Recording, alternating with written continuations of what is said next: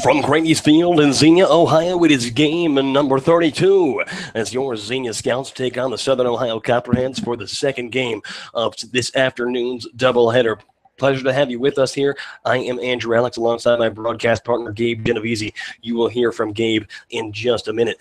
The Scouts dropped the first game of the Twin Killing by a score of 8-7. It was an RBI single off the bat of Blaine Krim off of Landon Williams. That was the difference in what was a very high-scoring ball game. A good start from Jorge Lozano, followed by Michael Pineda O'Donnell, could not contain the Southern Ohio offense. But we are back out here for game two, and the Scouts will send the lefty, Jack Rains, to the mound. Rains, 29 innings pitched so far this season, a 2.48 ERA.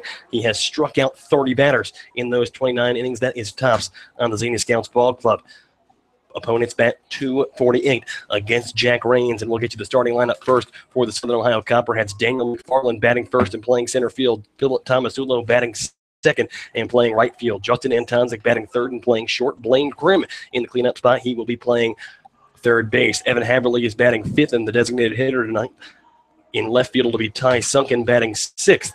The first baseman, Josh Fuel, batting seventh. Dan McCauley is catching and batting eighth. Marshall Smith is playing second base and batting in the 9-hole. Defensively for the Scouts, it's going to be Kyle Casserly at first, Ange Bourgeois at second, Aaron Takis at short, Joey Ronnie at third, Jordan Lambert in left, Francisco Andina in center, Dylan Lottenville at right, Ryan Park will be behind the dish, and Donald Ring will be the designated hitter for the Scouts this evening. A huge game now at 15-16 on the season. They're trying to keep pace with the Copperheads here in this doubleheader and force what will be in the final game between these two ball clubs, a rubber match for their final series of the year. That will take place tomorrow afternoon. Just a 7-inning ball game here this evening as Jack Rains heads to the mound, and it looks like we are about ready to get things underway. The Scouts and the Southern Ohio Copperheads, both teams fighting for a playoff spot in what has been an airtight Southern Division of the Great Lakes League so far this season. So Dan McCauley steps in, or should I say Daniel McFarland steps in for the Southern Ohio Copperheads. McFarland from Eastern Kentucky University, the sophomore there. He's a .294 batter on the year, 7 doubles, 15 RBIs for the center fielder for the Southern Ohio Copperheads. He bats from the left side here against the southpaw Jack Rains. Rains looks to the catcher Ryan Park. The first pitch of this ball game, fastball is outside part of the plate. A called strike one. 0-1 the count here against Daniel McFarland. McFarland in the first contest between these two teams, he took a 1-for-4 day. It's McFarland, Philip Tomasulo, and Justin Antonzik due up in this inning. That pitch is driven into center field. That one will drop a base hit. Daniel McFarland leads the game off with a single, and the Southern Ohio Copperheads offense is rolling yet again to get this one going. So with one on and nobody out for the Copperheads here, it's going to be Philip Tomasulo to the plate. Tomasulo, the right fielder from the University of Buffalo, a baseball program that just played their final season of action this past spring after over a century of baseball. The Buffalo Bulls are no more. Tomasulo playing right field today, a .197 hitter on the year. First pitch, fastball, outside part of the plate, a called strike one. Tomasulo 0-for-4 in the first contest between these two teams. He bats from the right side here against the southpaw Jack Rains. McFarland leads from first. And Rains will throw back over to try to keep McFarland honest. We are in the top of the first inning here at Grady's Field between the Scouts and the Copperheads. One on and nobody out as we are just getting things underway here in the top of the first. Jack Rains looks to Ryan Park. The first pitch to Tomasulo. Curveball, swing and a miss, and I was wrong. That was not the first pitch until Tomasulo. So curveball swung on and missed, 0-2 the count now. Rains, like we said, 30 strikeouts so far this season. That is tops on the Xenia Scouts ball club. McFarland leads from first.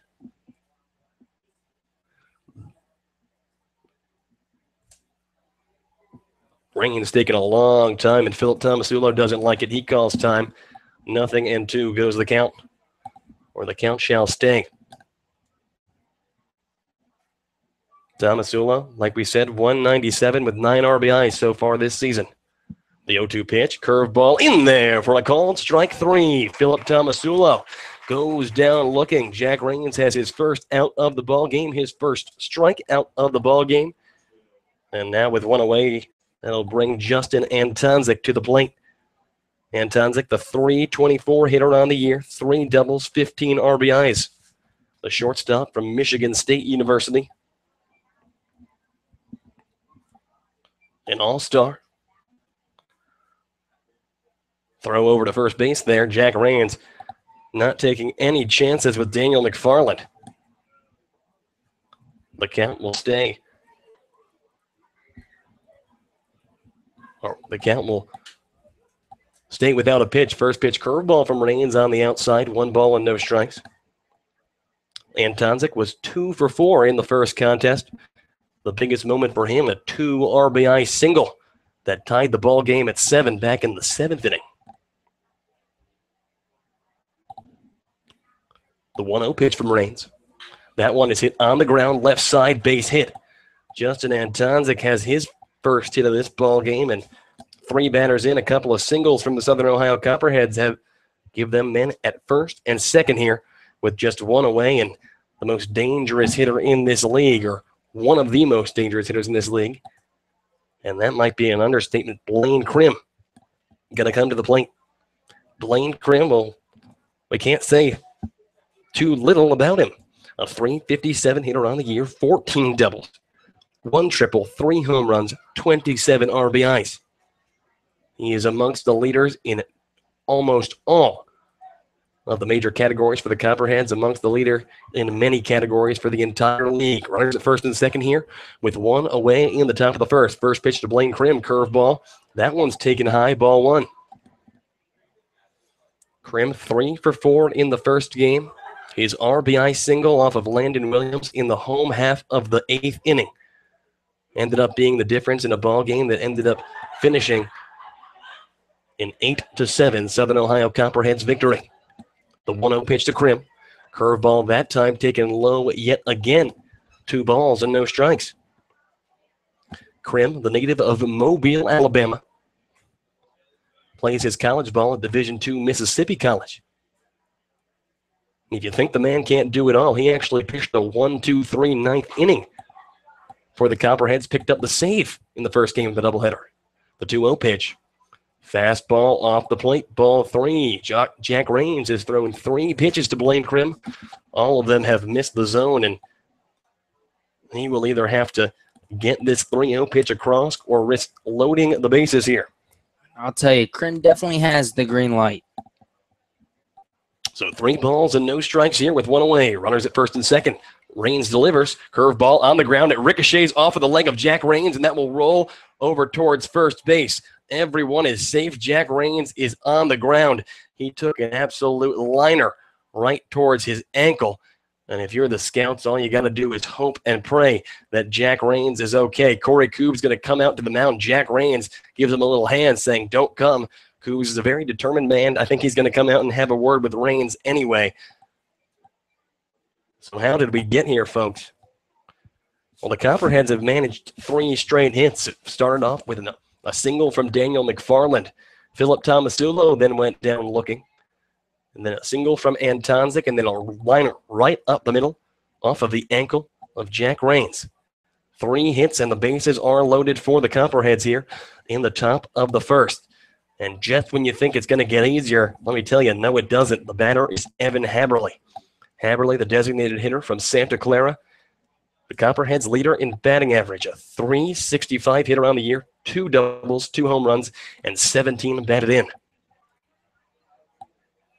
It's Blaine Krim at first, Justin Antonzik at second, and Daniel McFarland at third here. 1 away in the top of the first. The first pitch from Jack Rains. Curveball low and away. 1 ball and no strikes to Evan Haberly. Haberly had just 1 at-bat in the first contest. He came in for a pinch hitting appearance, drew a walk. That walk ended up setting up Justin Antonzik for his 2 RBI single that tied the ball game back in the 7th. The 1-0 pitch. Curveball hit on the ground towards Kyle Casterly at first base. He muffs it. He cannot hold on. They will throw over. Jack Rains covering the bag. The runners are all safe, however. Coming home is Daniel McFarland. Just like that, the score 1-0 in favor of the Southern Ohio Copperheads. That one will be ruled as an error on the first baseman, Kyle Casserly, and one that the Scouts desperately needed, but unfortunately, nothing going. And that is not the start you wanted if you're the Scouts and Jack Rains. Not only are you down 1-0, the bases are still loaded with only 1 out. And the batter, another talented hitter in this lineup, Ty Sunken. First pitch to him, hit in the air, right field. Dylan Lottenville, he's ranging, makes the grab. Tagging from third is going to be Justin Antonzik. No chance of getting him there. Antonzik's got all the speed in the world. Out number 2, but a sacrifice fly off the bat of Ty Sunken makes the score 2-0 in favor of the Southern Ohio Copperheads here in the top of the first. Sunken doing exactly what he needed to do. All he needed to do was put one in play in the outfield. Antonzik, a man who has 12 stolen bases on the season. One of the really speedy guys in this Great Lakes League. It would take a major league arm to throw him out from that deep in right field. So the runner at second, Blaine Krim advanced to third. Haverly stays at first. Runners at the corners, and now 2 outs, 2-0 Copperheads. First pitch curveball way on the inside to the batter, Josh Fuel.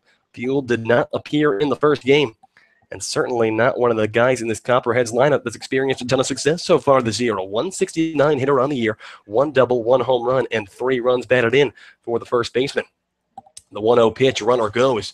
Park will hold on there as it seemed pretty evident the Copperheads were going to try to go for a little double steal action. So Evan Haverly slides into second without a throw, and now with 2 away, the Copperheads have a couple of guys in scoring position here with 2 outs. The top of the first inning, 2-0 Copperheads. Blaine Krim stands at third, Evan Haverly at second. 2 balls and no strikes. The count to the first baseman, Josh Fuel. The pitch, swing and a miss there. 2 balls and 1 strike. Fuel,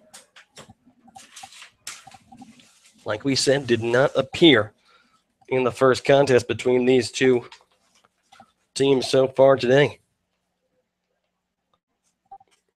The native of Kokomo, Indiana. The 2-1 pitch coming to him now.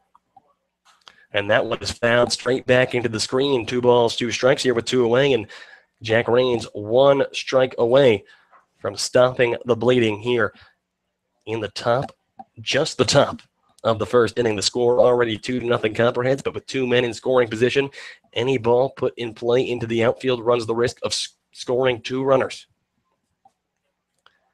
2 balls and 2 strikes. The pitch. Swing and a miss. Strike 3. Josh Fuel goes down swinging, and that will do it for the Copperheads here in just the top of the first inning, but they get some work done. 2 runs on 3 hits and 2 men left aboard for Southern Ohio. We have played the top of the first inning. The Copperheads lead the Scouts by a score of 2-0, but don't go anywhere, folks. We'll be right back. The Scouts will bat in the home half of the first. You are listening to Xenia Scouts Baseball on the Xenia Scouts Radio Network.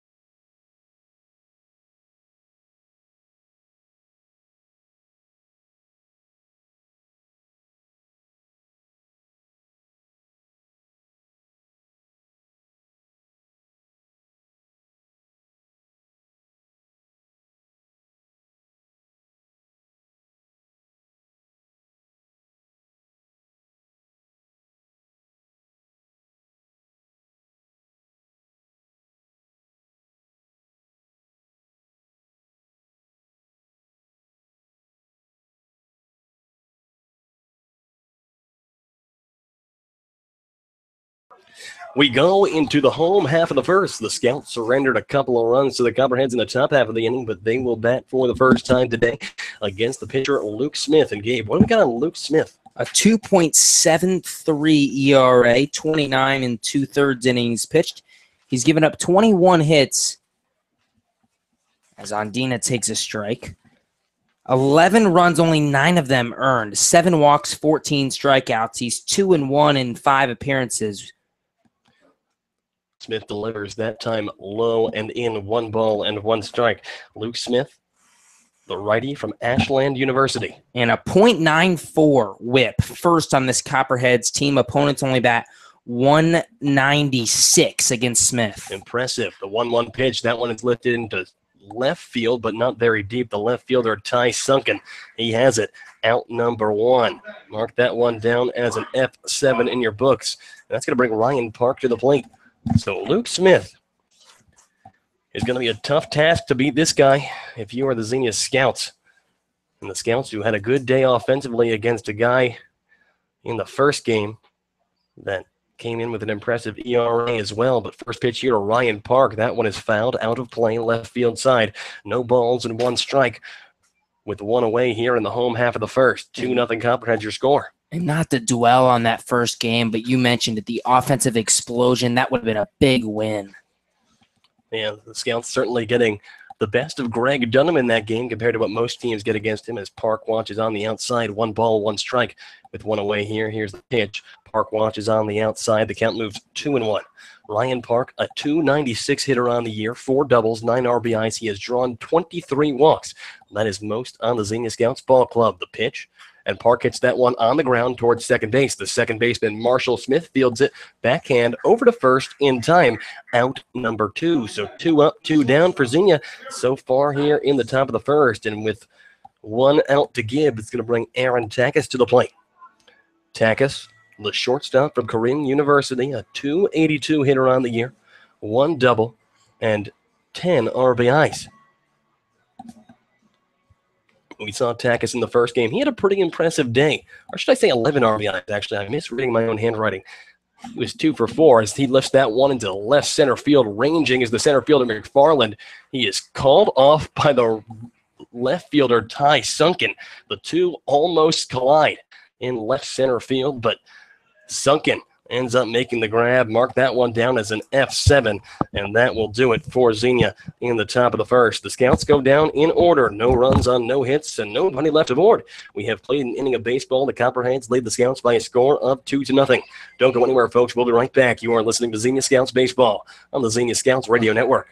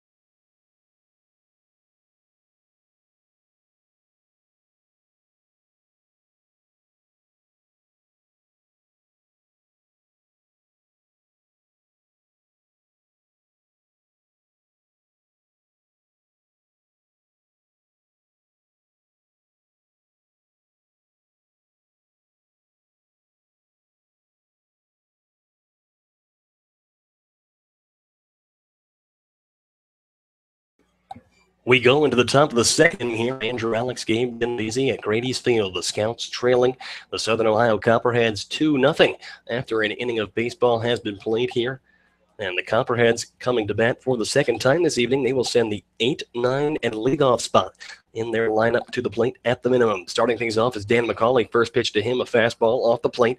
1 ball and no strikes to Dan McCauley. McCauley, the catcher from Ohio University. Of course, that is where the Copperheads play their home baseball games at Bob Wren Stadium, the home field of the Ohio Bobcats. The Bobcats, of course, from the Mid-American Conference. 1-0 pitch, swing and a miss. Evens the count up, a ball and a strike.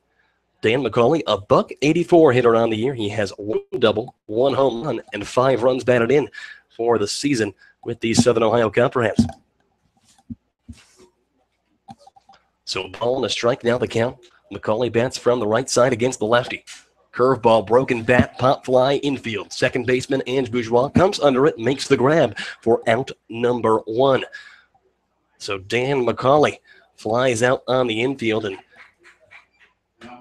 Jack Rains gets the leadoff man out, something he could not do in the first inning.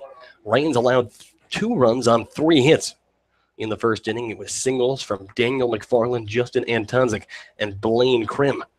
That started a little bit of a rally for the Southern Ohio Copperheads. But now Marshall Smith comes to the plate. Marshall Smith, the second baseman, first pitch to him, hit on the ground over towards first base. 1 hop, good backhand by Kyle Casserly.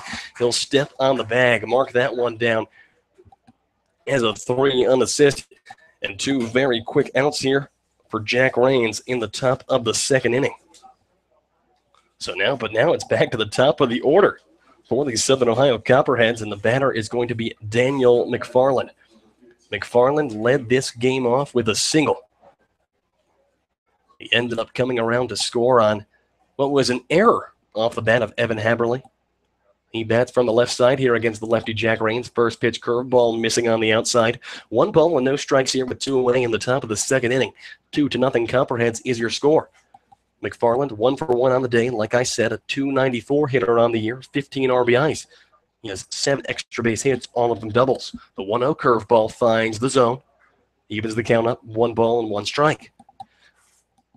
McFarland from Eastern Kentucky hit .363 with the Eastern Kentucky Colonels this past spring. That was tied for the team lead. 25 RBIs and 5 home runs. Flex the power. He lays down a bunt, but foul. Right back into the plate. He'll actually hop back over Ryan Park. So after the fouled bunt, Jack Rains finds himself ahead in this count, 1-2. McFarland now 2 for 5 between the 2 games. So Jack looks to the catcher, Ryan Park. McFarland bats from the left side against the southpaw, Jack Rains. The 1-2 pitch. Swing and a miss. Drop, third strike. Ryan Park throws over to first. Casserly has it. Out number 3. The third strikeout of the evening for the lefty Jack Rains. And the Copperheads go down in order in the top of the second. No runs on, no hits, and nobody left for Southern Ohio. We have reached the middle of the second inning. The Copperheads lead Xenia by a score of 2-0. Don't go anywhere, folks. We'll be right back. You are listening to Xenia Scouts Baseball on the Xenia Scouts Radio Network.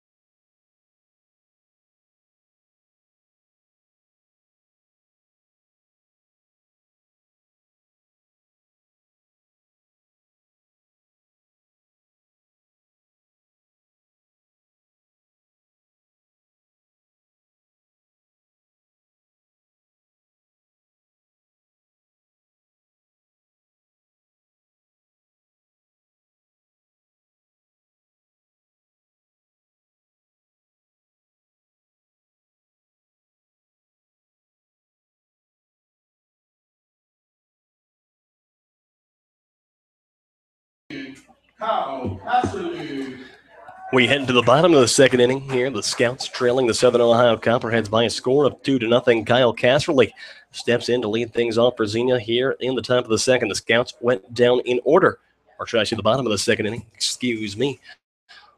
In the bottom of the first, the Scouts went down in order, a 1-2-3 inning. Casserly bounce first pitch right back into the plate, so he falls behind in the count, 0-1. Cass had a big day in the first game of this doubleheader. Casserly, a 262 hitter. He went 3 for 5 in the first game, scored 3 runs, drove in one himself. Casserly, a 262 hitter on the year, 10 doubles. That's most on the Scouts team. 1 home run and 12 RBIs. That is third on the Scouts team. He watches on the outside. 1 ball and 1 strike to Kyle Casserly. It'll be Casserly, Jordan Lambert, and Donald Ring due up for Xenia here in the bottom of the second inning. Casserly bats from the left side against the righty Luke Smith. Here's the 1-1 pitch. And Cass hits that one on the ground, right field, base hit. Kyle Casserly stays hot. And as Dave Nall would say, nobody hits the Scouts. Now batting for left fielder, Jordan Lambert. So with the Scouts getting their first hit of the day, it's a guy who's gotten 3 on the afternoon already. In Jordan Lambert coming to the plate. Lambert, the left fielder from the University of Tennessee Martin, had a big game in the first game of this doubleheader. He went 3 for 4 with a couple of RBIs, and he has been hot over these past couple of games. He bats from the left side here against the righty Luke Smith. First pitch fastball off the plate. 1 ball, no strikes, but nobody out here in the bottom of the second. Kyle Casserly stands at first with the Scouts trailing by a score of 2-0. Lambert, a .312 hitter on the year. That is the best batting average on this Xenia Scouts ball club. Pickoff move back over to first, not in time to get Kyle Casserly. You might remember, if you tune in the Scouts games every now and then, Jordan Lambert had a walk-off double, an RBI walk-off double against the Lima Locos this past Sunday. The Scouts picking up an improbable win against the best team in the league, but Lambert hits that one on the ground towards third. They go to second for 1, the throw to first for 2. That'll be in time. A 5-4-3 double play, and the Scouts go from 1 on and nobody out to nobody on and 2 out, just like that. And if you're Luke Smith, the pitcher for these Southern Ohio Copperheads, that is one heck of a break. A good defensive play by the third baseman, Blaine Krim, to stay in front of that ball that Lambert hit, though, a hot one off the bat of a very talented guy. And now with 2 outs, it's Donald Ring going to step in. First pitch to Ring. Hit on the ground towards second. Second baseman Marshall Smith fields it cleanly and throws over to first. In time, out number 3. So the Scouts are turned away in the home half of the second. No runs on 1 hit and nobody left aboard for Xenia. We have played 2 innings of baseball here at Grady's Field. The Scouts trail the Southern Ohio Copperheads by a score of 2-0. Don't go anywhere, folks. We'll be right back. But first, we'd like to take a moment of silence and a moment of everyone to kind of say a prayer for U.S. Senator John McCain. John McCain was diagnosed with brain cancer just yesterday, and McCain, of course, an American hero, fought in Vietnam, spent many years in a prison camp in Vietnam, and has dedicated his life to service. So everyone take a moment of prayer for John McCain. Don't go anywhere. We'll be right back. You are listening to Xenia Scouts Baseball on the Xenia Scouts Radio Network.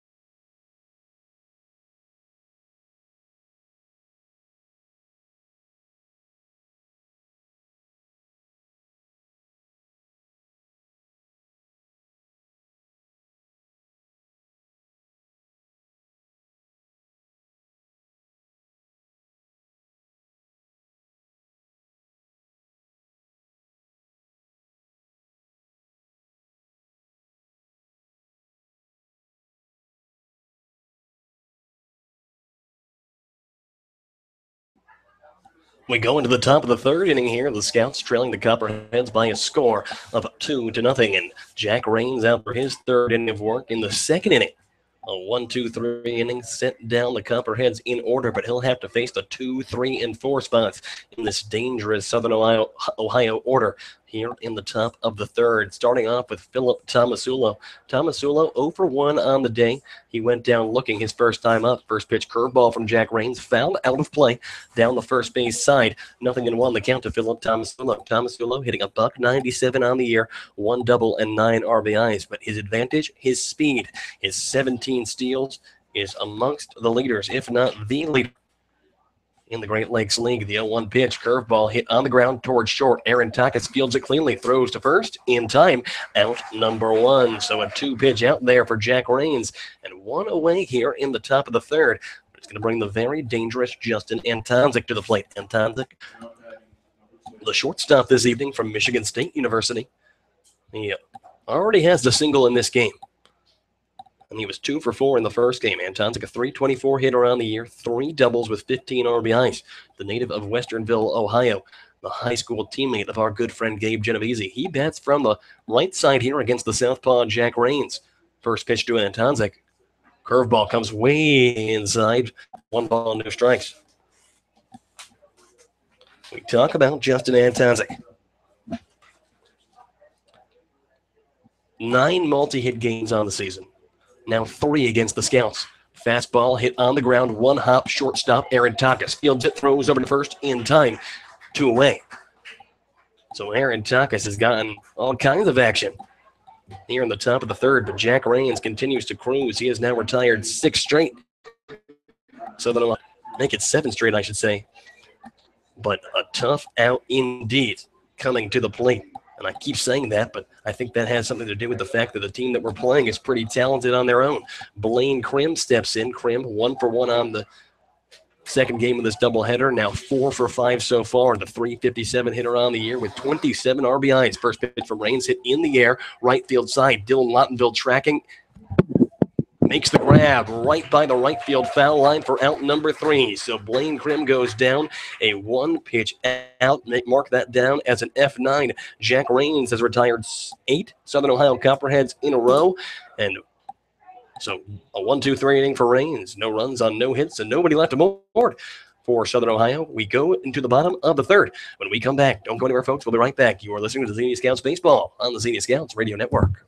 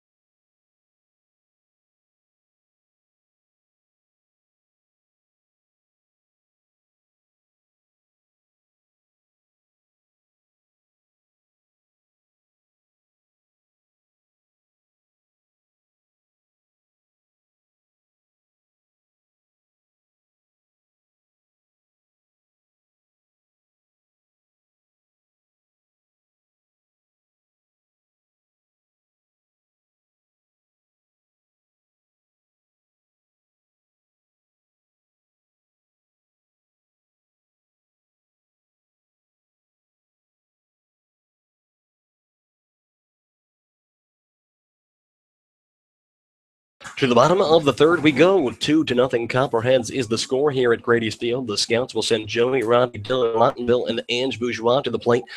First pitch to Joey Roddy.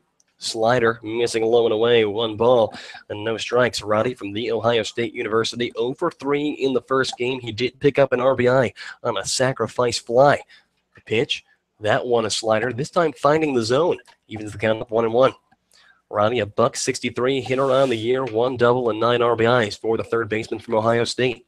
1-1 curveball hit in the air, foul territory, right field side. Tracking is the right fielder and the second baseman, but the second baseman, Marshall Smith, covers about 75 yards of ground and makes the catch about 15, 20 feet from the wall on the right field side in foul territory. So mark that one down as an F4.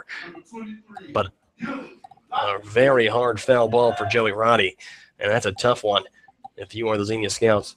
So the first batter is retired here. Well, Scouts have only managed 1 hit in the first 2 innings. And Lawtonville, a guy who hasn't managed that many hits all season. First pitch to Dylan. That one chop swing on the ground, rolling down the third base side. The pitcher will field it. He will throw over to first. Actually, he won't even make the throw. Dylan Lawtonville is aboard with an infield single and just a check swing ball that rolled slowly down the third base line. And if you're a guy like Dylan Lawtonville who has been robbed of home runs from the wall, from line drive base hits by diving outfielders at this point of the season, that was a sigh of relief for a guy who has just been dying to catch a break all season long. So Lawtonville's safe at first, and the Scouts have one on and one out now with Ange Bourgeois, the 9-hitter in this order, coming to the plate. Bourgeois, he bats from the left side here against the righty. First pitch, fastball up and away. 1 ball and no strikes with 1 away here in the bottom of the third inning. 2-0 Copperheads is your score. Ange Bourgeois, the second baseman from Biola University, a .216 hitter on the year, 2 doubles, a triple, and 7 RBIs. The 1-0 pitch. Bourgeois hits that one in the air, shallow center field. That one will drop in front of the center fielder, Daniel McFarland, a base hit. The Scouts have managed a couple of base hits in a row here with 1 away off of the starting pitcher, Luke Smith. And the tying run is on base here in the home half of the third, with the top of the order coming up. Francisco Andina steps in. Andina 0 for 1 on the day. He flew out to left his first time up. Andina, a 196 hitter on the year, 5 doubles, 1 home run, 7 RBIs. He bats from the left side here against the righty. The first pitch. That one inside part of the plate, a call, strike 1. Andina, the native of Puerto Rico, plays his college baseball at Spring Arbor University in Spring Arbor, Michigan. Nothing in 1-2 Andina. Smith looks to the catcher, Dan McCauley. It's Dylan Lawtonville at second. Ange Bourgeois at first.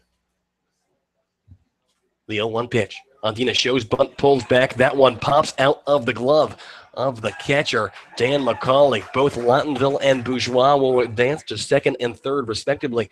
And now with 1 away, just a long fly ball off the bat of Francisco Andina will bring the first run of the game home for the Xenia Scouts. And this is an opportunity you have to take advantage of if you're the Scouts. At least get 1 here with only 1 down and a runner on third. Of course, second too, but a deep fly ball scores a run. And down 2, in which is what is pretty much a must-win game, you need a run here. 1 ball and 1 strike, the count to Francisco Andina. Lawtonville at third, Bourgeois at second. The pitch, fastball off the plate, 2-1. Francisco Andina has drawn 22 walks so far this season. That is second on the Xenia Scouts ball clock. So Andina, like we said, bats from the left side against the righty Luke Smith. The 2-1. That one does find the zone. A fastball evens up the count, 2-2. And Smith using both sides of the plate here. 2 balls and 2 strikes to Francisco Andina.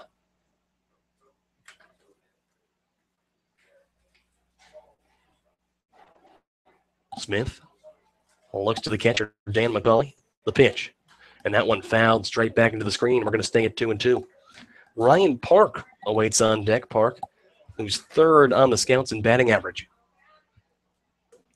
If you're Francisco Andina, like we said, your job here is to just put something in play, put something into the outfield with enough on it to give Dylan Lawtonville some time to score from third. As Smith is going to step off, taking a long time there. Time is called. Francisco Andina is 0 for 5 on the day so far, however. 0 for 4 in the first game, 0 for 1 so far in the second. The pitch, Andina hits that one foul out of play, third base side. Good job by Francisco Andina here, protecting the zone, staying alive in this count, which remains at 2-2. 6 pitches in the at-bat thus far.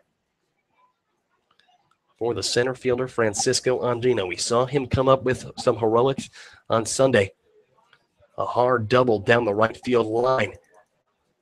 ignited the Scouts' rally that ended up being ended by a walk-off double from Jordan Lambert. The 2-2 pitch, swung on and missed, strike three. Curveball there, got Francisco Andina, and a big second out if you're the Copperheads pitcher, Luke Smith. Very big second out. That takes away the stack fly, and it'll be all up to Ryan Park. Ryan Park now to the plate. Park 0 for 1 on the day, or 0 for 1 in the second game. 1 for 5 in the first game. Park a .296 hitter on the year, 4 doubles, 9 RBIs, 23 walks as well for the catcher from Point Loma. Park is behind the dish today.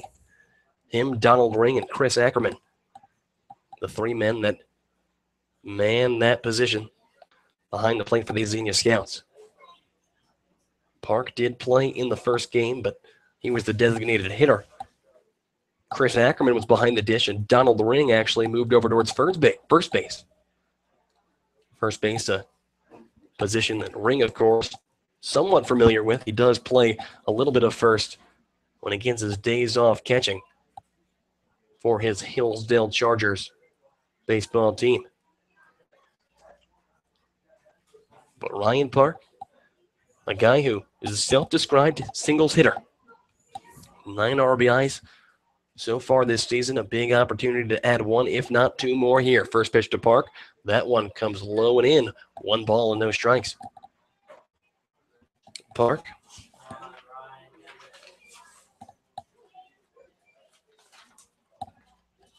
He bats from the left side here against the righty. The 1-0 pitch, and that one comes low and in yet again. A good job there by the catcher, Dan McCauley.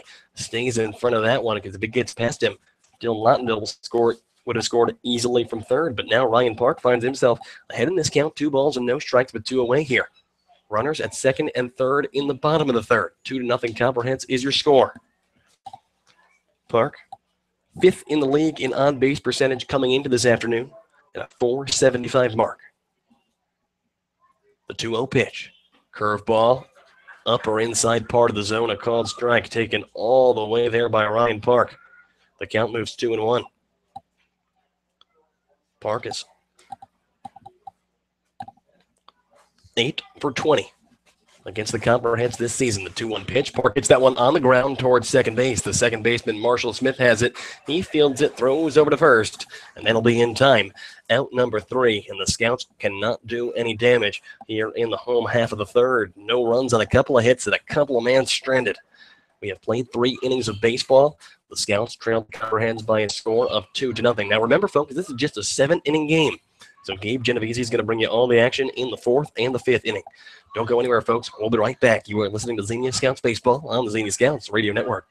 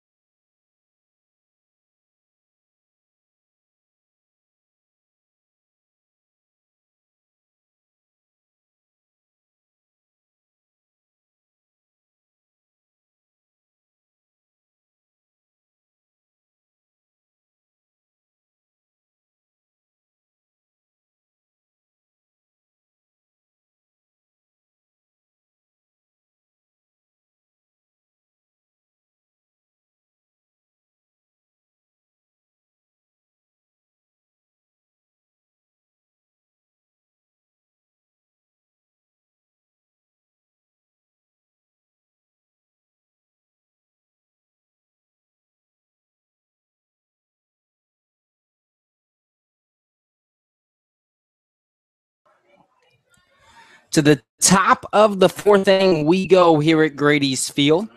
2-0 Southern Ohio Copperheads lead over the Xenia Scouts as we head to the 4th. Jack Rains back out on the mound for the Scouts will try to put up his third straight 0 as the Copperheads got 2 runs in the top of the first inning. No runs, a couple of 1, 2, 3 innings for Jack Rains in the second and the third. He'll face Evan Haberly to begin the fourth inning, followed by Ty Sunken and Josh Fuel. 5, 6, 7 hitters for the Copperheads. First pitch to Haberly at the knees, strike 1. Evan Haberly, the best average on this Southern Ohio Copperheads team coming into this evening, I should say. 7th in the Great Lakes League with a 365 average. Now he swings through an off-speed pitch, 0-2. Haberly also 4th in the league in on-base percentage at .478. In the designated hitter role today, here in game number 2 of this doubleheader. Haberly, the only returning Copperhead this summer. The 0-2. Checked his swing on a curveball. Park checks. He did not go around. 1-2. Haberly, now a 2-time All-Star in the Great Lakes League. Was an All-Star last year for the Copperheads. Was an All-Star this year. Went 0 for 2 in the All-Star game this year. Batted .315 for Southern Ohio in 2016. He's up the ante here in 2017, batting .365.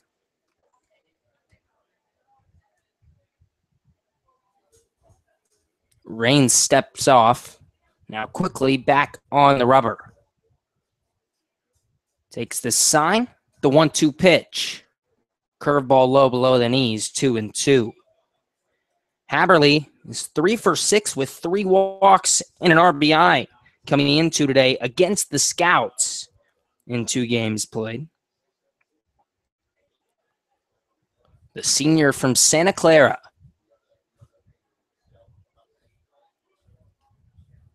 Rains taking his time on the rubber. The 2-2 pitch. Ground ball left side. Takis charging at short. Throws across the diamond, and they got him. A good play by Aaron Takis to quickly get the ball out of his glove. 1 down here in the 4th, and that'll bring up Ty Sunken. Sunken steps to the plate. A sac fly back in the first inning to score the second run of the game. Sunken bats from the right side. 1 for 2 with a walk and a sac bunt in game number 1. The first pitch. Swung on and missed, 0-1. Nice little off-speed pitch from Rains that hit the outside corner. Sunken, a .340 average coming into today, 19th in the Great Lakes League. The 0-1. Low and inside, 1-1 to Ty Sunken. Sunken plays his collegiate ball at Bowling Green. Will be a junior with the Falcons this upcoming year. Was 4 for 40 from the plate this past season, only hitting 100. He played his 2015 season at Owens Community College, where he hit .379 for Owens Community College. The 1-1 pitch. Sunken shows bunt, lays it down. First base line. Rains fields it, fires to first, and they got him. A great play by Jack Rains to field his position. 2 down here in the 4th. Copperhead still leading the Scouts 2-0. And that'll bring up Josh Fuel for Southern Ohio. So Rains is now retired. 10 straight Southern Ohio Copperheads after giving up the first 2 runs of the game. Now Josh Fuel steps in. He bats from the left side. Fuel 0 for 1 today with a strikeout in the first inning. That actually ended the first inning for Southern Ohio.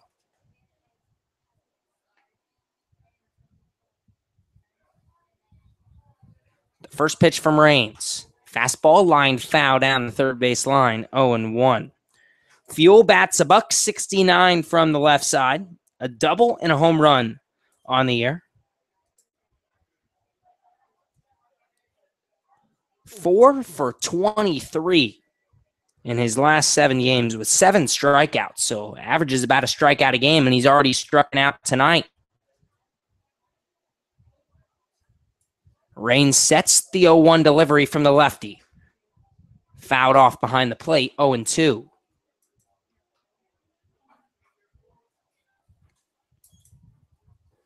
Brandon Wysong jogging out and giving the home plate umpire a couple foul balls.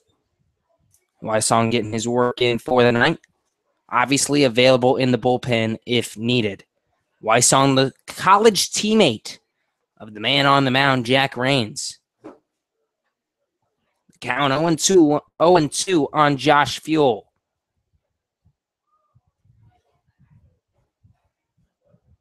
The 0-2 pitch. Way outside, ball 1. Fuel only batting $169. This is very strange for Fuel. At Heartland Community College, he hit .366 as a sophomore, had a .493 on base percentage, a .733 slugging percentage, registered 63 RBIs for the Hawks. Now the pitch. Swung on and missed, strike 3. Fuel goes down for the second time today. That's Rains' 4th strikeout of the evening, and we head to the home half of the 4th. 2-0 Copperheads. You're listening to Scouts Baseball on the Xenia Scouts Radio Network.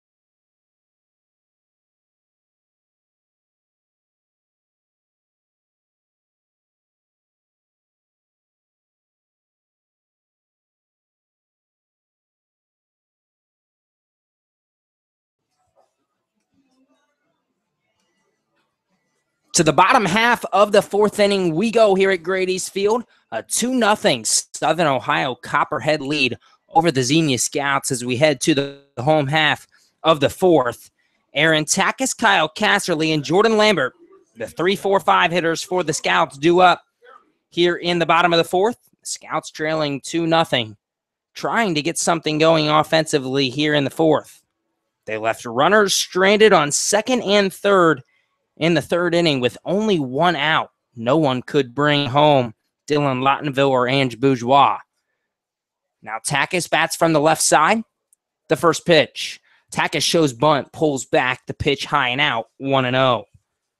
Luke Smith back out on the mound for his 4th inning of work for the Copperheads.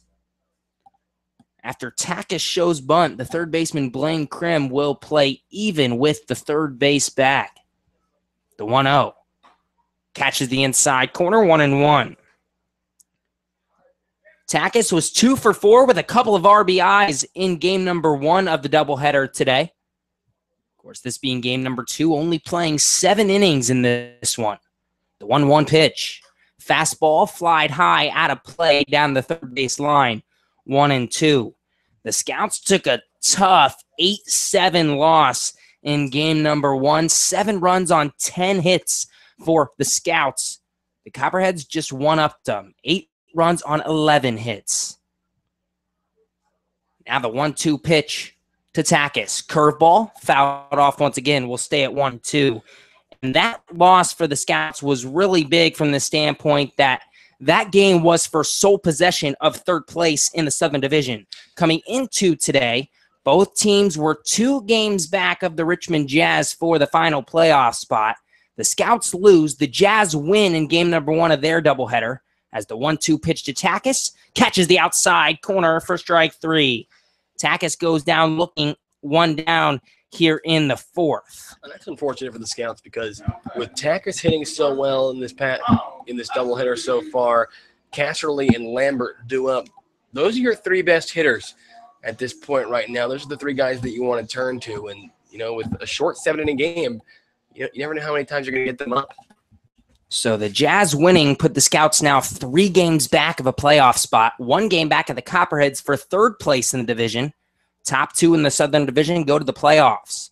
First pitch to Cass, rope to left field, and a diving grab will not be made by Ty Sunken. It got under his glove. Casserly moves to second. He continues to stay hot. He went 3 for 5 in game number 1. He's now 2 for 2 in game number 2.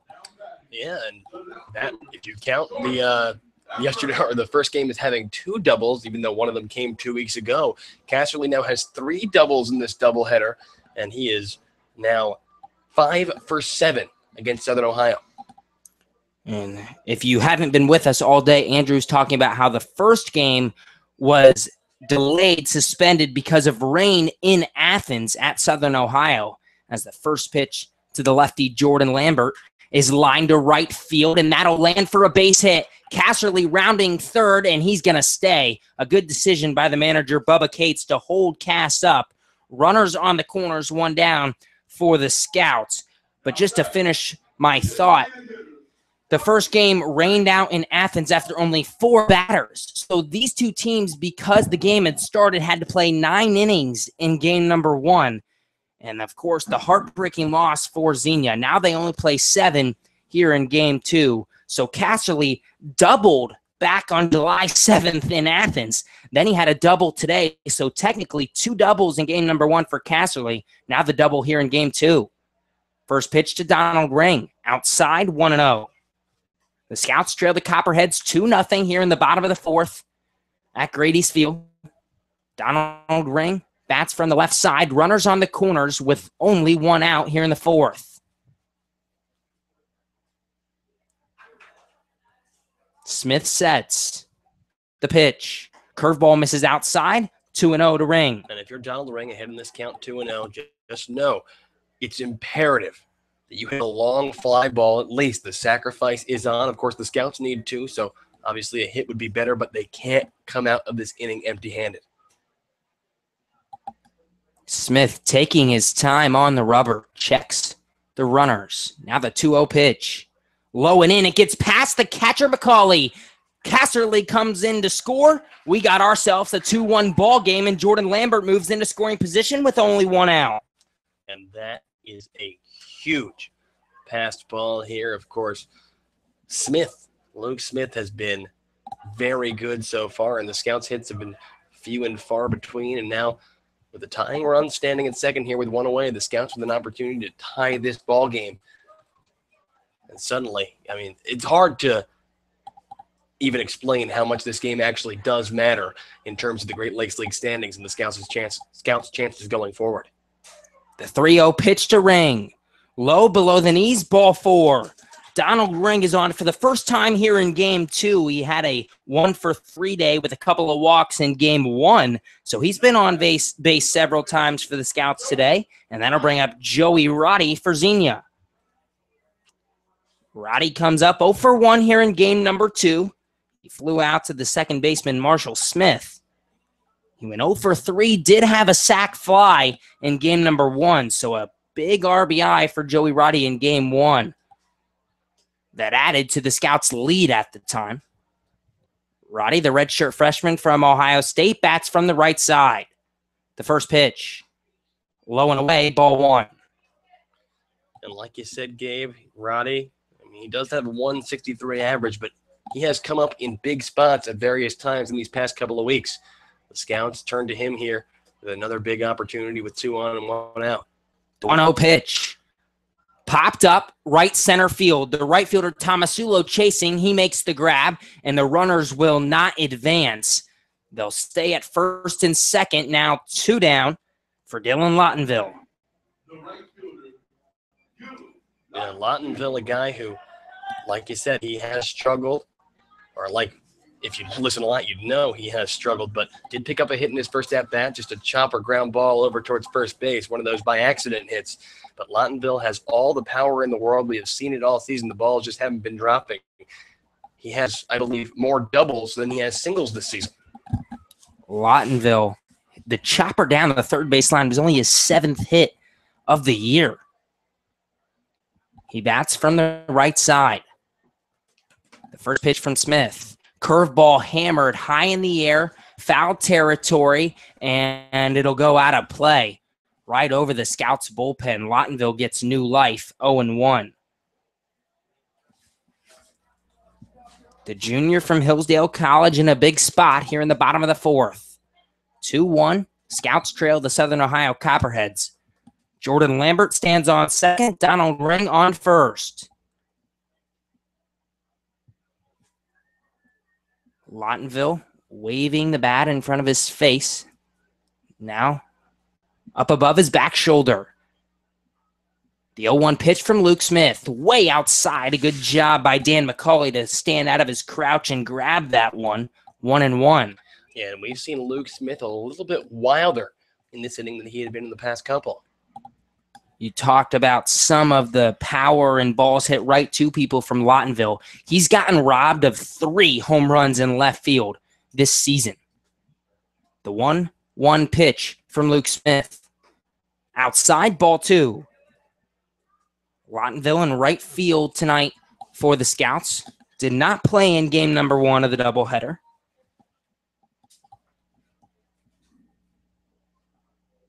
Lambert, a big lead at second.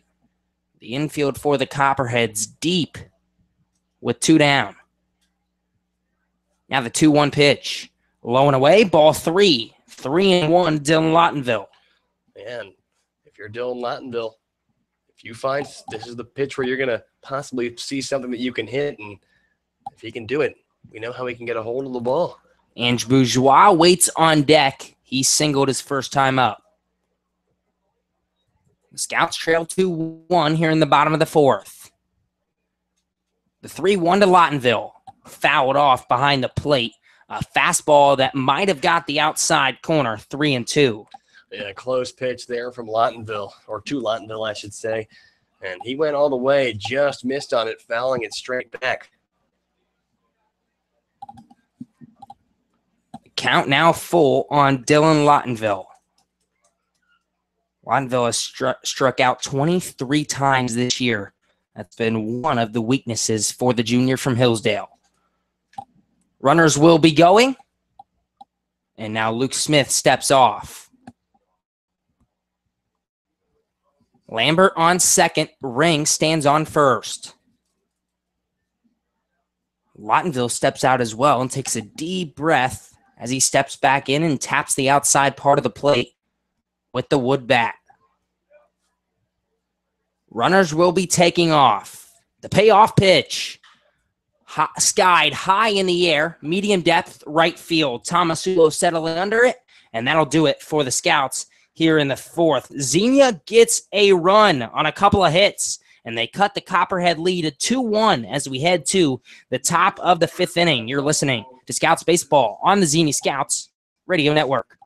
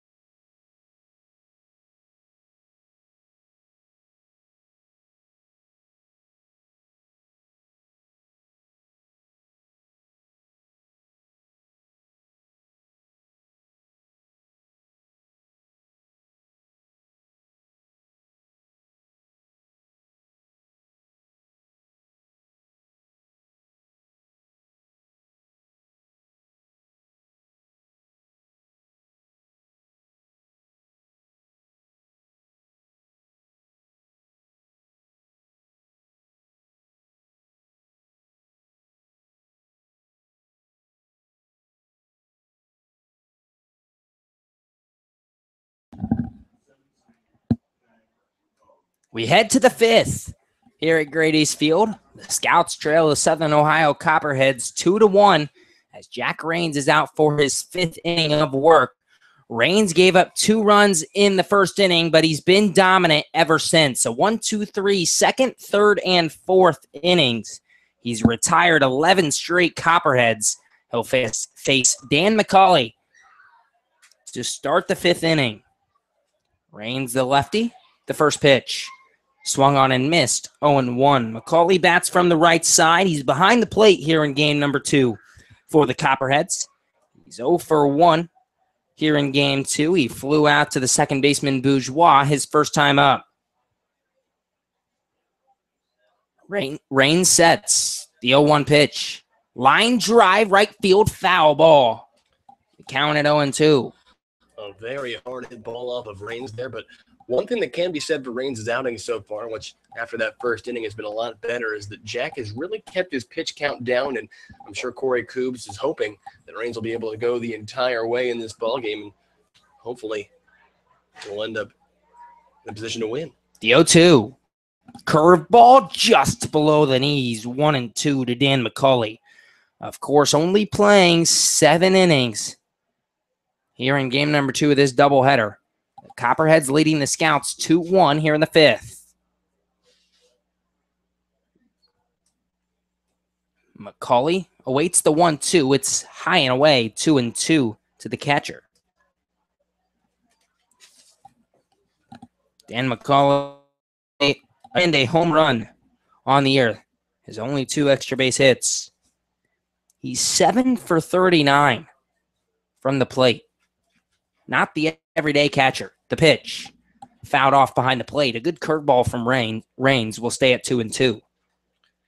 And with McCauley and Smith here, 2 of the low average guys in the Copperheads order. If you're Jack Rains, you want to put these guys down. So when it gets back to that top of the order with Daniel McFarland, they're working with nobody on base.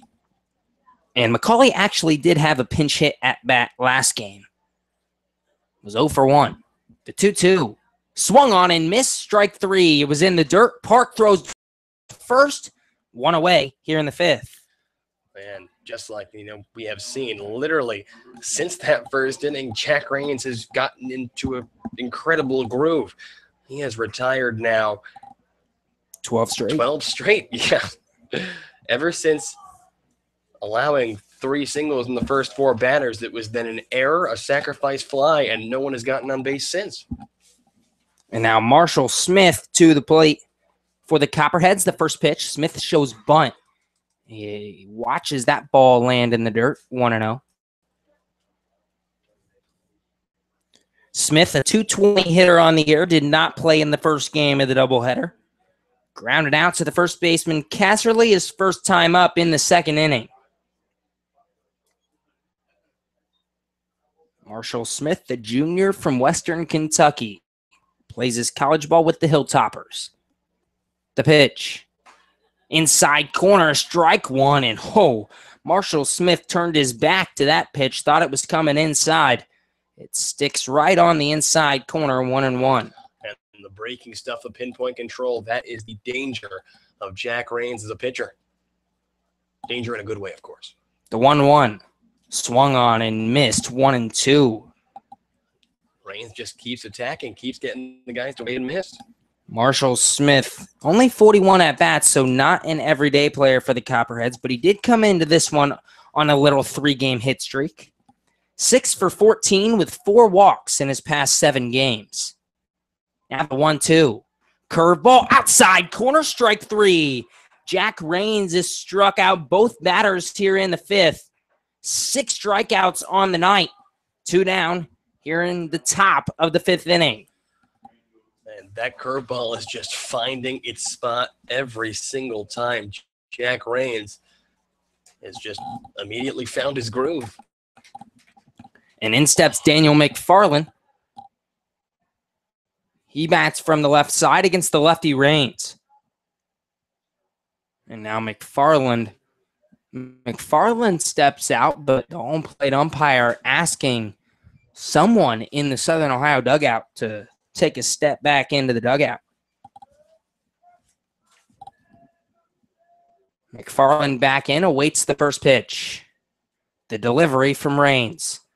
Chopped foul. Back toward the Southern Ohio dugout, 0-1. And this upcoming pitch will be pitch number 55 for Rains. So very effective. Only 55 pitches here in the fifth inning for Rains.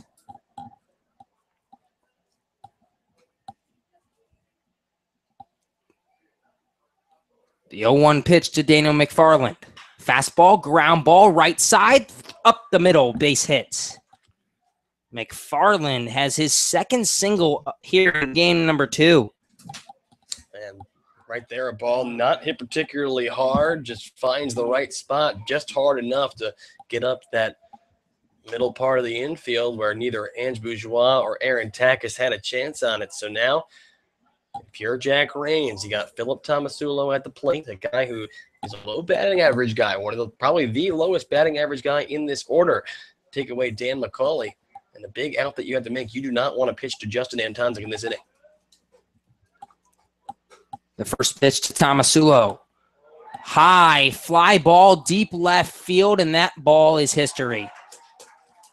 A 2-run home run off the bat of Philip Tomasulo, his first home run of the year. And the Copperheads extend their lead to 4-1 here in the fifth. And, yeah, Tomasulo just connecting with that one, and that's unfortunate if you're Jack Rains, who had been pitching so well. Like we said, it was it 13 up, 13 down? 13 in a row retired, and then the single to McFarland and the home run to Tomasulo. So, yeah, if you're Jack Rains, that one stings, especially coming off a guy hitting under 200, a guy that you had already struck out 0 for 2 on the day against you, 0 for 4 in the first game, and he found his moment and a whole new ball game here. The Copperheads now leading by a score of 4-1. First pitch to Antonzik, low ball 1. Justin Antonzik, 1 for 2 here in game 2. He went 2 for 4 in game number 1, and boy, has he done some damage against the Xenia Scouts. 10 for 23 on the year. The pitch, curveball, check swing. He went around 1-1. Antonzik nearly batting .500 against the Scouts. So much for Coop's theory that he's an easy out. Yeah, for those of you who don't know that story, Coobs thought he had Antonzik figured out that he knew how to pitch to him and was excited to play Justin Antonzik. Probably not as excited anymore. No. Antonzik swings through a curveball 1-2. Antonzik, also an all-star on this Copperheads team, went 1 for 2 with a stolen base, and he scored a run in the all-star game. Typical Justin Antonzik. If he gets on base, he's going to run. 11 for 12 on stolen bases this year. Now the 1-2 pitch inside in the dirt, 2-2. You know, same messages I said last time when you were facing Tomasulo. You want to get Antonzik here because you don't want to put Antonzik on and then have to pitch to Blaine Krim. Because if he's on, he can steal a bag, and suddenly you got one of the top hitters in the league batting with a runner in scoring position and a chance to put this game out of reach. The 2-2 pitch from Rains. High above the head of Antonzik. Full count. Antonzik, the shortstop here in game 2, the sophomore from Michigan State. Only got 2 at-bats with the Spartans. Was 0 for 2. He did score 9 runs as a pinch runner. The 3-2 pitch grounded. A great play by Rains on the mound, who fires to first for out number 3. I have no idea how Jack Rains gloved that ball, but he somehow came off the mound on a grounder that would have been up the middle toward the shortstop Takis, and Rains makes the play. McFarland singles. Tomasulo hits a 2-run bomb to make it 4-1 Copperheads as we head to the bottom of the 5th inning. You're listening to Scouts Baseball on the Xenia Scouts Radio Network.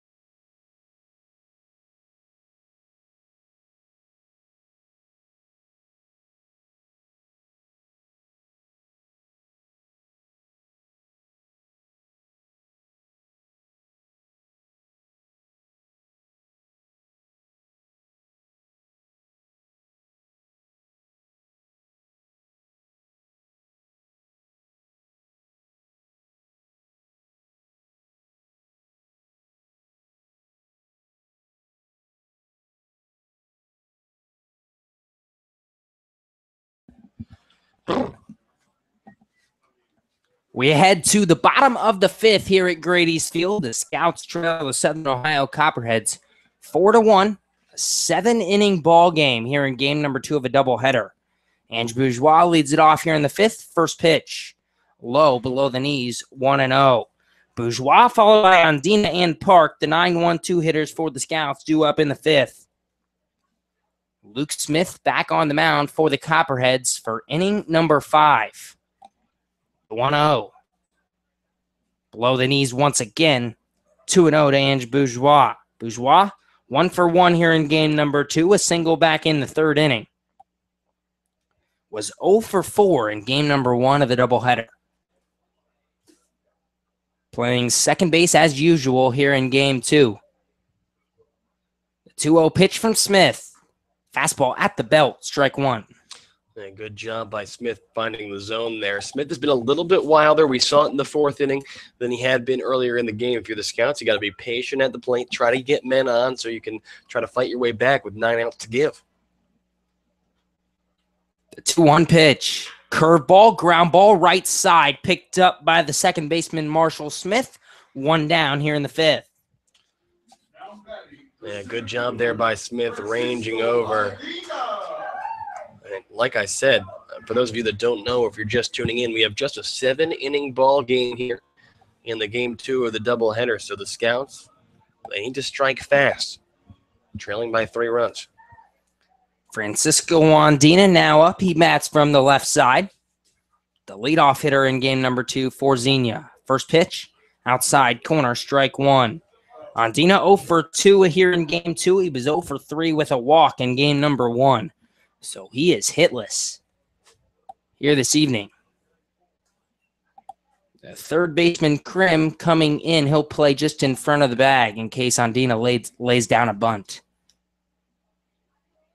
Smart play by Krim. The pitch. Fastball, another one. Outside corner. 0-2 to Francisco Andina. Has not been Andina's day so far. 0 for 6 thus far. 0 for 5 with the walk. The 0-2. Curveball fouled off behind the plate. We'll stay at 0-2. Scouts trailing 4-1. In jeopardy of falling 4 games back of a playoff spot with only 9 to go. Game 2 of the Richmond doubleheader final, 10-1 Richmond. So now, with a loss, the Scouts would fall 4 back. The 0-2 pitch, swung on and missed. The bat flies out of Francisco Andina's hands. Didn't even make contact, though. 2 down here in the 5th. I think he did make contact there. I think he might have fouled that one back into the glove. Into the mitt? Yeah. Okay. Either way, it's the 3rd strikeout of the evening for Luke Smith, and that'll bring up Ryan Park for the Scouts. Park 0 for 2 here in game number 2. A couple of ground outs to the second baseman, Marshall Smith. The pitch. Off speed, catches the outside corner, 0-1. Park was 1 for 5 in game number 1, so he is now 1 for 7 on the day combined. The 0-1, low in the turf, 1-1. Ryan Park came into this afternoon 5th in the league in on-base percentage. That'll drop a little. His on-base percentage was .475. The 1-1 pitch. Fastball outside edge, 1-2. And the Scouts have had a lot of production offensively. Unfortunately, they've been coming from the same couple of guys all day long. The 1-2 pitch outside. Count evens up at 2-2. Park, will be a sophomore at Point Loma Nazarene. Only got 12 at-bats in his freshman year with the Sea Lions. Has been an excellent hitter for the Scouts this year. Came into today hitting .303, second on the Scouts team.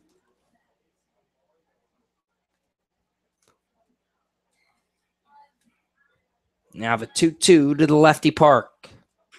Chopped back to the mound. Smith fields it on a hop, fires to first, and that'll do it for the Scouts here in the 5th inning. 1-2-3 5th, and Xenia's in trouble. Down 4-1 with only 6 outs left, heading to the top of the 6th inning. You're listening to Scouts Baseball on the Xenia Scouts Radio Network.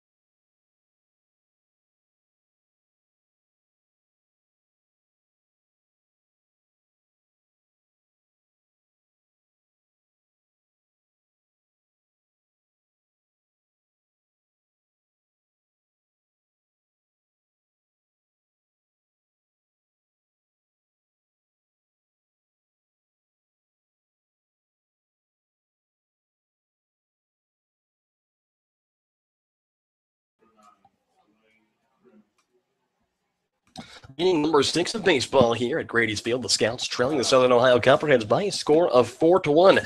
Jack Rains out for number 7 innings of work here. And Blaine Krim is going to come to the plate. It'll be Krim, Evan Haberly, and Ty Sunken due up for the Copperheads here in the top of the 6th inning. Blaine Krim, well, he has had a day thus far. 3 for 4 in the first game, 1 for 2 in the second game. First pitch from Jack Rains, curveball lifted into center field, left center field gap. That one's going to drop. Yet another hit for Blaine Krim. Make it, 5 for 7 between the 2 games. And Blaine Krim, the All-Star Game MVP, just on Tuesday, is coming out of the gate after the All-Star break, and he has not missed a step. So 1 on here with nobody out in the top of the 6th. Yeah, Krim hasn't really gone cold all year. He had 1 3-game stretch where he didn't have a hit. Otherwise, he's been on fire the whole season for the Copperheads. Yeah, Krim, a .357 hitter, but there is one man in this Southern Ohio lineup with a better batting average, at least coming into this ball game, and that's Evan Haberly. Haberly, a .365 hitter on the year, 2 doubles, 2 home runs, and 17 batted in. But he's 0 for 2 on the day. He did reach on an error his first time up, grounded out to short. His second time up, he bats from the left side here against the southpaw Jack Rains. First pitch, that one on the outside in the dirt. 1 ball and no strikes. And batting average-wise, yes, Haberly is better, but Krim came into this afternoon with 122 at-bats. Haberly only 74. So you have to give, technically on the Great Lakes website, Haberly, it counts because he has enough at-bats. The 1-0. Curveball finds the zone, a called strike. He has enough at-bats per game for him to be counted in the rankings. So you have to give best batting average to Evan Haberly. But Krim has done way more damage over way more time. Well, that's absolutely true, especially in terms of offensive production, contributions to the team. Pitch that time, swing and a miss, fastball low. Jack Rains ahead in the count on Evan Haberly, 1 ball and 2 strikes. It was a couple of runs on 3 hits in the first inning that got the first 2 runs of the game for the Copperheads. The Scouts responded after Kyle Casserly scored on a pass ball following his 11th double of the year. But the Copperheads struck in just the next inning. That curveball on the outside that's actually going to get past the glove of Ryan Park. Advancing to second is Blaine Krim. So 2 balls and 2 strikes with the runner in scoring position and nobody out here. And the heart of this Southern Ohio Copperheads order at the plate, so that's no good. But to finish my thought, it was the single off the bat of Daniel McFarland, followed by a 2-run home run from Philip Tomasula that got us to where we are right now. 4-1 Copperheads is your score in the top of the sixth. 2 balls and 2 strikes is the count to Evan Haberly. Raines looks back to second, and he delivers the 2-2 pitch, and that one comes way on the inside. Evan Haberly having to get out of the way to prevent that one from hitting him, and the count goes full. 3 balls and 2 strikes. I thought for sure that ball was hitting him. Yeah, I thought it probably got the inside of his jersey. At least a brush there. 3 balls and 2 strikes. Jack Raines looks to the catcher, Ryan Park. He sets and delivers. Curveball in there for a called strike 3. Jack Raines sends Evan Haberly down, looking his 7th punch out of the evening, and out number 1 here in the top of the 6th. Big pitch from Raines. His 3rd strikeout looking. And now 1 away. You need these next 2 to keep this game at 4-1. And that curveball that Jack Raines has just been fooling guys all season long. Raines, a guy who his numbers have been stellar coming into the All-Star break, and a lot of guys on the Xenia Scouts team think Raines may have been snubbed. First pitch curveball finds the zone, taken all the way by Ty Sunken. A runner at second here with 1 away in the top of the 6th. The batter is Ty Sunken. Sunken's 0 for 1. Did pick up an RBI on a sac fly back in the 1st. His 2nd time to the plate, a ground out back to Jack Raines. No balls and 1 strike. The count is Sunken. The pitch. Curveball hit high in the air, deep left center field. Ranging is Francisco Andina. That will drop in front of him. A base hit, rounding third and heading home is Blaine Krim. The throw home will be way off the mark. The throw from Aaron Takis, the cutoff man, not in time. An RBI single off the bat of Ty Sunken. He will advance to second, but we will call it a single with the advance on the throw. And just like that, the score 5-1 in favor of the Southern Ohio Copperheads. And Gabe, I don't like that one. You don't like it either. Explain why.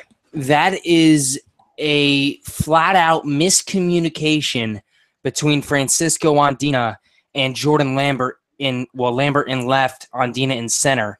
Andina was going to have that ball easily, and he stopped. And Lambert kept going, but then right before he was about to catch it, he stopped as well.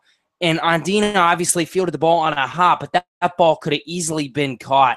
First pitch, curveball to Josh Fuel, taken low and away. And in a game like this, not to sound like Mr. Negative, but to allow the extra run and make it 5-1 when you only managed 5 hits through 5 innings, a couple of them coming from the same 2 guys, you're in trouble here in the 6th.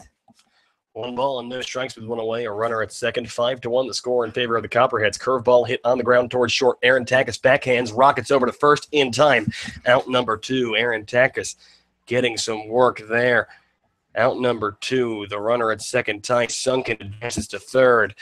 And Jack Raines is going to have to retire Dan McCauley here with 2 away in the top of the 6th. 5-1's the score in favor of the Copperheads. And like Gabe said, just on the Sunken single to bring in this 5th run of the game, an ill-timed miscommunication on a ball that really could have been caught by either Francisco Andina or Jordan Lambert. Instead, the ball drops, both of them kind of just looking at each other. First pitch here on the ground towards third. Joey Roddy, 1 hop, throw over to first, scooped out of the dirt by Kyle Casserly. Out number 3. But 1 run on 2 hits and 1 man left aboard for the Copperheads in the top of the 6th. The game's not over yet. Don't get that wrong, folks. The Scouts' hottest hitters are going to come to the plate in the home half of the 6th. So don't go anywhere. We'll be right back. You are listening to Xenia Scouts Baseball on the Xenia Scouts Radio Network.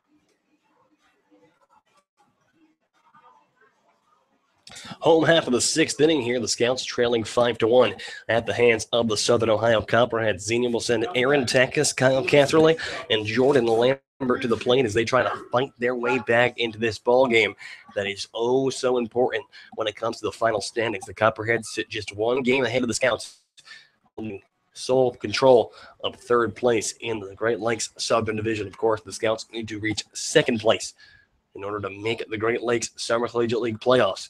So Aaron Takis to lead things off. Takis 0 for 2 here in the 2nd game of the doubleheader. He bats from the left side against the righty Luke Smith. First pitch fastball waved and missed to that ball. About one length of the ball off the plate.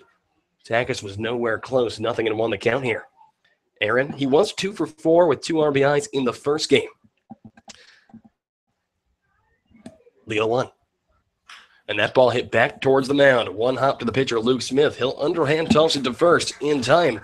1 away. So the Scouts now down to 5 outs remaining in this ball game. And Kyle Casterly is going to come to the plate. Kyle Casterly has been a bright spot in this contest, no questions asked. A 2 for 2 day so far in the 2nd game, 3 for 5 in the first contest. So do a little math there. That makes him 5 for 7 overall. He has 3 doubles between the 2 games.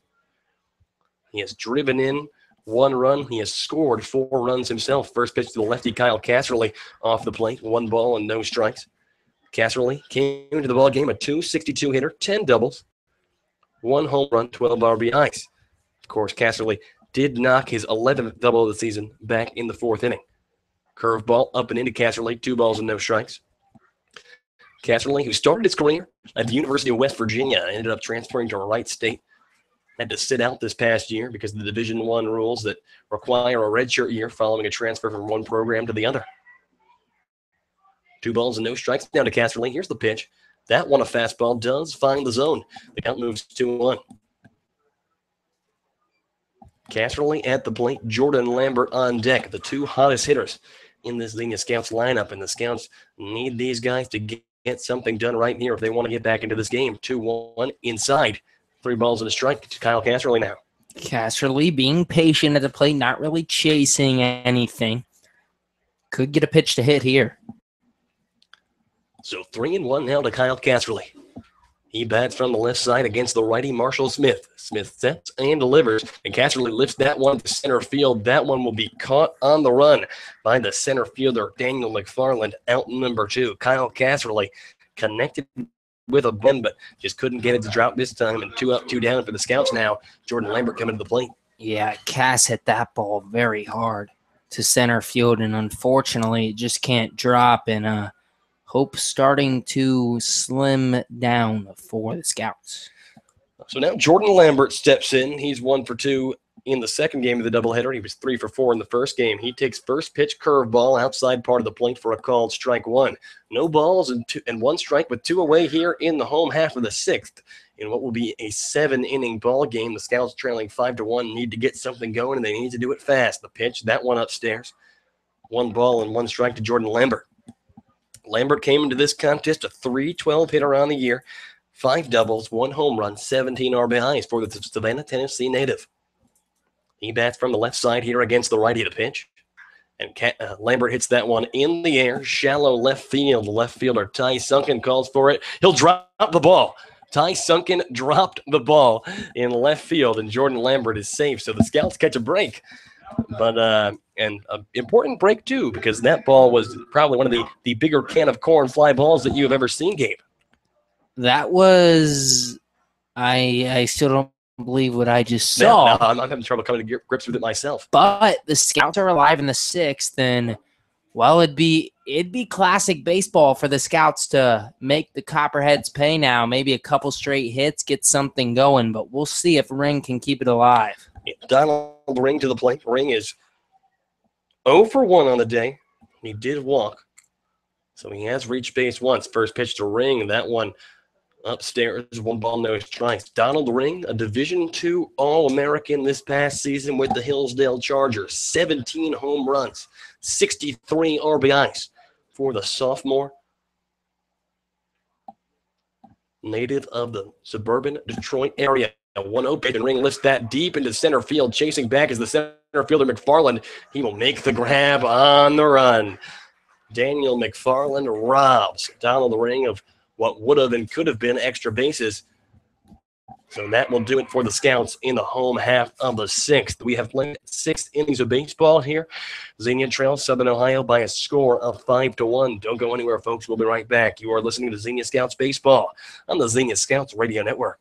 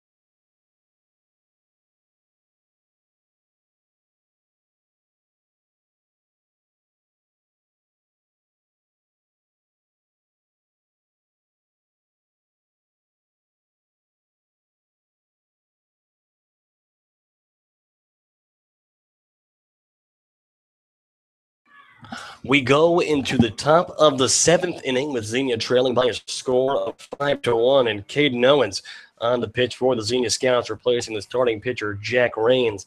And what do we got on Caden Owens, Gabe? Owens, of course, a 2017 All-Star for the Scouts. 1.63 ERA in 8 appearances, 11 innings pitched. He struck out 18, only walked 6. He's only given up 2 earned runs. He has given up 12 hits, so a little over a hit an inning, but not a lot of earned runs for Caden Owens, as you can tell. A 1-1 record, 3 saves. First pitch from Owens to Marshall Smith, swung on and missed, 0-1. The count. It will be Marshall Smith, Daniel McFarland, and Philip Tomasula due up for Southern Ohio here in top of the 7th inning. Owens, the lefty, against Marshall Smith, who bats from the right side. Fastball again there from Owens. Finds the zone, 0-2. Owens, a 1-2-3 inning in the All-Star game where he struck out 2. Actually was nominated for All-Star Game MVP. The 0-2 pitch, curveball hit on the ground towards first base. Casserly muffs it, cannot make the play. The throw over to first, and it looks like Owens got his foot on the bag before Marshall Smith could get there. The field umpire says it was in time. So out number 1, and good hustle there by Caden Owens and to cover the bag, and Kyle Casserly, even after muffing the ball, out number 1 here in this inning. Mark that down as a 3-1 in your books, and now back to the top of the Southern Ohio order with Daniel McFarland. McFarland is 2 for 3 on the second ball game. He was 1 for 4 in the first. McFarland from Eastern Kentucky, a .294 hitter, 7 doubles, 15 RBIs on the year. First pitch curveball from Owens finds the outside part of the plate, a called strike 1. McFarland, he singled and came around to score in the first. He singled and came around to score in the 5th. 0-1 the count here. The pitch from Owens, and that one fouled straight back, a curveball. And Owens ahead in this count, 0-2 here with 1 away. Caden's curveball, arguably the best pitch, the best individual pitch from any pitcher in this entire league. Ryan Park was asked what's the dirtiest pitch he's ever caught. It was Owens' curveball. And time is called there as Owens delivers a curveball that would have probably been taken for a called strike 3, as that one broke from looking like it was going to hit the batter's box and then right into Park's glove. Dude, that curveball that Owens has is on a different level than the people in this league. Yeah. Like, it's just, he should be somewhere better than here. It is, like, it's a good way to put it. Owens has got, and the good thing for him is that he has 3 years of eligibility left if he chooses to use it. So Caden Owens from Oral Roberts, right? A guy who, I don't know what's the holdup here. A guy like a big Division I program, left-handed pitcher, 3 years left. If he can put a little bit more velocity on that ball, I saw him at 93 when he was a freshman when we were in Alaska together. If he can get back to that number, he has a chance to make it in the minors. Curveball, fouled back, first base side. We're going to stay at 0-2. And a good guy. One of the best guys that you could meet. Yep, one of the nicest kids you'll ever meet. People ask me, oh, the guys who are really talented, the guys who experience a lot of success, are they, Cocky. are they cocky about it? Yeah, and he is the opposite. 0-2 curveball. That one's hit high in the air. Left field, not very deep, or right field, I should say, not very deep. Lottonville has it. Makes the grab, 2 away.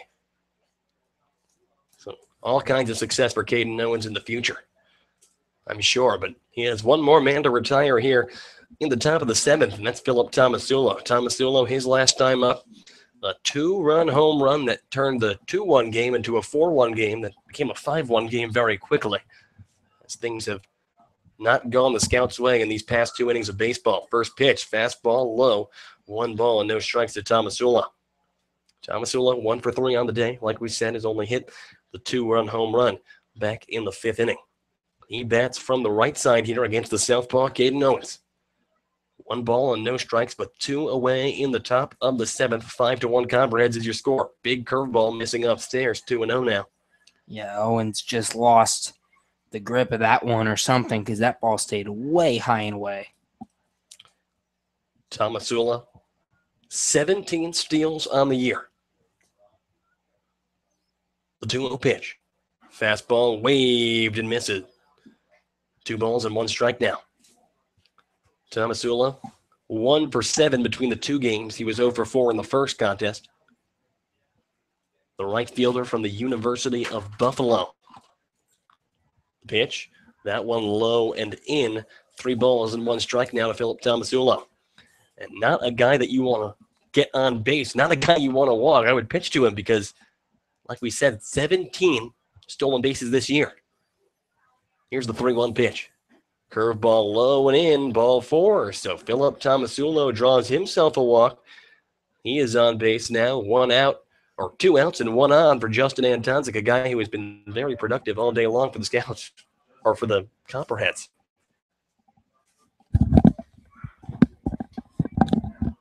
So Antonzik steps in. Justin Antonzik, the shortstop from Michigan State, 1 for 3 in the second game of the doubleheader, 2 for 4 in the first. He bats from the right side against the lefty Owens. First pitch curveball, that one ticking low. 1 ball and no strikes. Antonzik, like we said, a Michigan State Spartan, and he has been very productive in this league so far this year. A .324 hitter, 3 doubles, 15 RBIs, 12 stolen bases. Following just his freshman year with the Spartans. Pitch, runner goes, throw over to second, will be in time. Ryan Park throws out Philip Tomasulo, and that is out number 3 here in the top of the 7th inning. No runs on no hits and nobody left aboard for the Southern Ohio Copperheads in the top of the 7th. The Scouts will have one more shot at it in the home half. Don't go anywhere. We'll be right back. You are listening to Xenia Scouts Baseball on the Xenia Scouts Radio Network.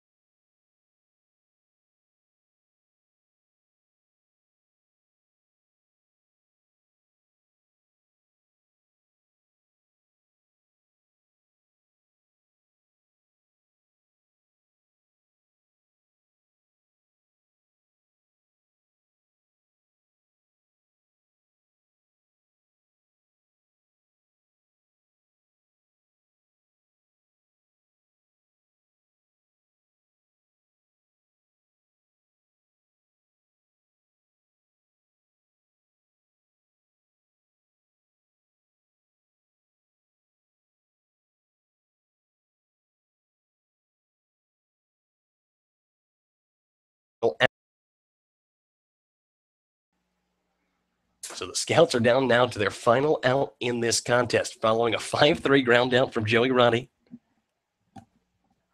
and a fly out to left from Dylan Lottenville. The fate of the Scouts now rests on the shoulders of Ange Bourgeois. First pitch to Ange Bourgeois. Curveball outside, 1 ball and no strikes. 2 away here in the home half of the 7th. Bourgeois, a .216 hitter on the year, 2 doubles, a triple, and 7 RBIs. He is 1 for 2 so far this game. The 1-0 pitch, curveball outside part of the plate, a called strike 2, or a called strike 1, I should say. 1 ball and 1 strike, but 2 away. Bourgeois, the native of Salt Lake City, Utah. He bats from the left side here against the righty Luke Smith. The pitch, swing and a miss there, and the Scouts are down to their final strike in this game. Well, 1 ball and 2 strikes here with 2 away. 5-1 Copperheads is the score here in the 7th and final inning of baseball here at Grady's Field. Luke Smith looks to the catcher. He sets and delivers. That one on the outside evens the count up, 2 balls and 2 strikes. We have seen some not 7th inning, but final inning magic from the Scouts just on Sunday. 2 games ago, it was a Jordan Lambert walk-off RBI double. The Scouts have a far hill to climb to get back into that kind of position. Here's a 2-2 pitch, and that one just fouled back by Bourgeois into the screen. We will stay at 2-2. If Bourgeois can get aboard, it's the top of the order with Francisco Andina waiting on deck. 2 balls and 2 strikes here with 2 away. Bourgeois.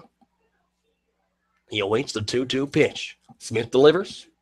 Curveball fouled back into the screen yet again. We are going to stay at 2-2. So Ange Bourgeois not going down easy here. Continues to extend this game. Bourgeois, we've seen him with good at-bats all season long. A high-character guy and leader on this Scouts infield. 2-2 coming to him again.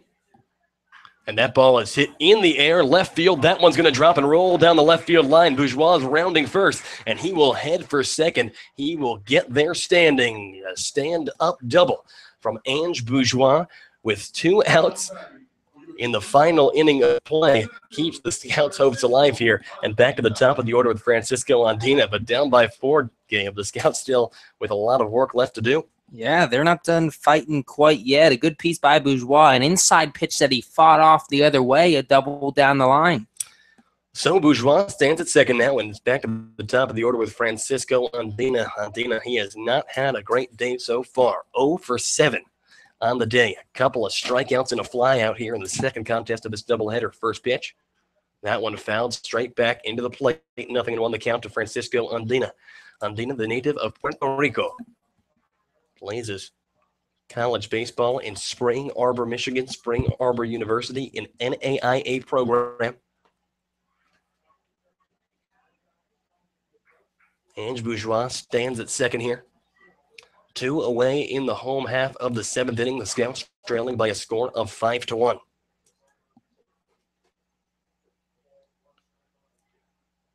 The pitch. And Andina rolls a bunt down the first base line, but the pitcher, Luke Smith, has it. He throws over to first, and that is all she wrote. The throw from Luke Smith is in time. Andina is gone, and that will be it for the Scouts here in this ball game. The final score, the Southern Ohio Copperheads 5, the Xenia Scouts 1.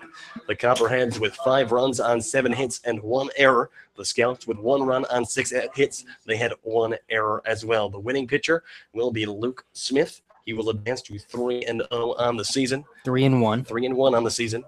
And Jack Raines will take the loss. That will move him to 1-1. 1-1 on the season. With the loss, the Scouts now fall to 15-17 on the season. They are now 4 games out of second place, where the Richmond Jazz sit following a sweep in a doubleheader of the Hamilton Joes. The Copperheads, on the other hand, they move to 17-15 on the year. So stay 2 back. Yeah, so they will stay 2 back and keep pace with the Richmond Jazz. The Scouts, a lot of bright spots in this game, but, some of them just not bright enough. We talk about the 2 games. We talk about what Kyle Casserly did. He was 2 for 3 in the second game with a double. He scored a run. 3 for 5 in the first game, and RBI, scored 3 runs. Jordan Lambert, 4 hits on the day, 2 RBIs. Jack Rains, a decent performance on the mound, but unfortunately just one pitch from Phil Tomasulo and let him get a hold of it, and that was it. However, at one point, Rains had retired 13 Copperheads in a row.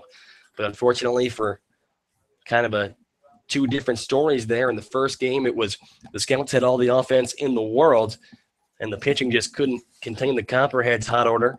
In the second game, it was, the Jack Rains is keeping his team in it the entire time, but unfortunately, the Scouts' offense just couldn't come up with anything. And when this team is successful, it's normally when both the hitters and the pitchers are operating at full speed at the same time. Today, they just couldn't get the two groups in sync, and that's how you lose 2 games of a doubleheader in a key spot game. Yeah, and the first one really kills. To have a 6-3 lead, to end up losing 8-7, you put together 10 hits, you leave, I forget what the exact number, you leave 7 runners on base, and you lose a tough 8-7 ball game where you really should have won, and then you just couldn't get the offense going here in game 2. A couple momentum killers. Philip Tomasulo's home run was the momentum swing that the Copperheads needed. And now just to run through a possible scenario for you Scouts fans, the Scouts are now 4 back with 9 games to go. That is a very tough hill to climb, but they are 4 back of the Richmond Jazz. The Jazz still come here to play 2 this week. Saturday and Sunday. Saturday and Sunday, thank you. If you sweep them, you get within 2 back. And the Jazz still play the best team in the league in the Lima Locos. And they still at the same time that we play the Hamilton Joes, who are in last place in the Southern Division. And the Jazz still have to play this Copperheads team. So now, if you're the Scouts, you have to get a win tomorrow against the Copperheads, because that puts you within 1 game of the 3rd place Copperheads. Then who knows how all the scenarios will work out. Basically, the bottom line is the Jazz have a very tough schedule to end the year. The Scouts have an easier schedule, and they can get 2 of those 4 games back if they can sweep the Jazz. 4 games out, 9 games to go. It's a long shot, but it's not impossible, and it's baseball. Anything can happen. Yeah, at the end of the day, the first game of this doubleheader that we dropped, that was a tough pill to swallow if you were a Scouts fan. This game, when the offense can't get going, it's hard to make any excuses, make any situation where you feel like you really should have been in it. But, as a baseball fan, as a Mets fan, the most famous line in the history of the Mets franchise, the Mets were sitting 10 games back with a month to go, which is a lot. That's even more, even more unlikely. Yep. And the legendary Tug McGraw got the Mets in the locker room, started screaming, "You gotta believe, you gotta believe, you gotta believe." And Scouts fans, stay with us for the rest of the season, because you gotta believe, you gotta believe, you gotta believe. It'll be a long climb uphill, but that climb starts tomorrow. The Scouts and the Copperheads will be back in action here at Grady's Field, a 7:05 p.m. Eastern Standard Time start. The Scouts will send Ryan Mills to the mound as they try to pick up a must-win game against the Southern Ohio Copperheads. You don't want to miss it, and we want to have you with here. We want you to have you here with us for all the action. So I am Andrew Alix. He is Gabe Genovesi. For us and the entire Xenia Scouts family, we thank you for joining us tonight. We wish you a pleasant evening. God bless.